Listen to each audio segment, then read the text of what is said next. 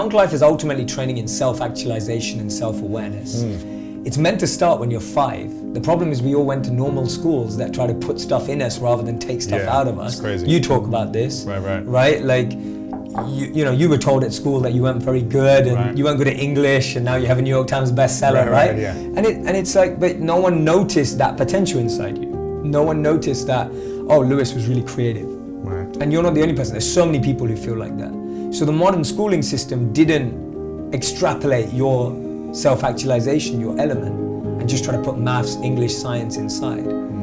So the point is that you're trying to get to such a strong foundation that when you interact in the world, you're going with a sense of strength, fuel, energy to make a difference, rather than going into the world and then going, oh my God, where am I, trying to figure it out. And I find what happens today is that when you don't, we all know this, self-love has become such a big thing now.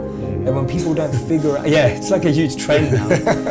But my point is that if you don't start at a place where you have self-awareness, self-actualization, you have figured out what works for you, what your strengths are, how you want to be in an environment, when you walk out there, most of us just pretend to be someone else. Most of us get lost. Most of us get carried away. So my point is, strengthen yourself, grow yourself, and then of course interact with the world. So we had that.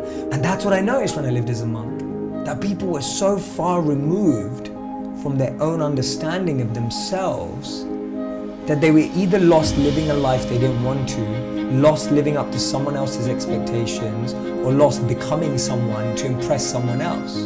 And so people were their real identity is almost buried under 6 feet of multiple identities they've created. And that's what I started to notice. We have a social media identity, we have a LinkedIn identity, we have a Twitter identity, we have a Facebook identity.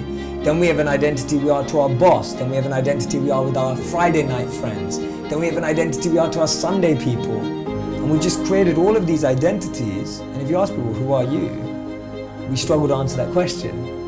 And so as a monk, you're just taught to dig deeper beyond all those identities and kind of, again, bring out yourself rather than define yourself. So that was what I noticed. I just started to notice that people had a big lack of self-actualization. They were very disconnected from what they wanted, needed, and understood about themselves.